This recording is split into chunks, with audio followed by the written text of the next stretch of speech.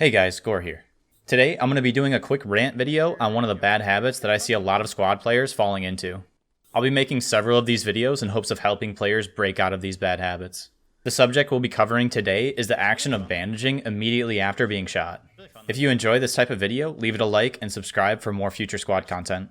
I'm not going to pretend that I haven't been guilty in the past of slapping my 5 key and bandaging a second after being shot, because after all, it is what the game is telling us to do.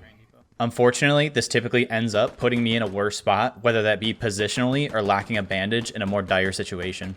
I'm going to give you the rundown of why I think waiting in certain scenarios to bandage can give you the upper hand on your opponents and help you survive and win more engagements with the enemy. Depending on how many rounds you took and where you were hit will dictate how long you have before you bleed out. Luckily, there are several elements in-game to help you understand how close you are to death. For one, the less health you have, the darker your screen becomes. If you've played squad for a decent amount of time, you know that after being revived, your screen is at its darkest.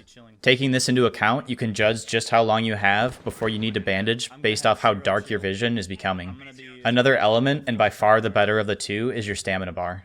If your stamina bar is still regenerating, you are not about to die from bleeding out. Once you notice that you are no longer regenerating stamina, you have around 10 to 15 seconds to bandage before you're dead. With that information in mind, let's move to the strategy and scenarios portion of the video.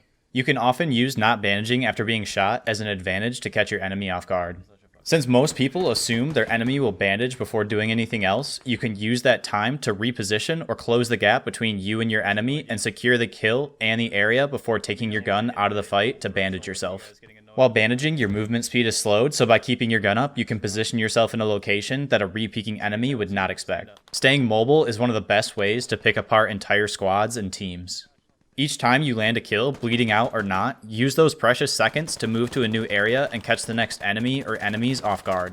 And by moving in this way, you can make the enemy feel like they're being attacked by a whole squad rather than just one person.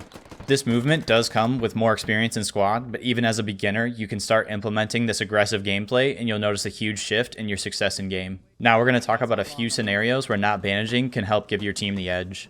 These next two scenarios I'm going to be talking about have to do with the availability of bandages. Bandages aren't expensive to rearm, but if no ammo is readily available, you need to be using your bandages wisely. The first scenario has to do with how much damage you have taken from a shot or shots and the likelihood that you'll be hit again soon after bandaging. In these situations, it makes no sense to get hit, take cover to bandage, then to immediately get hit again when you move from cover. Instead, hold off on bandaging and either neutralize whoever is shooting at you or move far enough away or get into good cover and then bandage. The second scenario is to save your last bandage for your medic or your squad leader unless you're on the brink of death.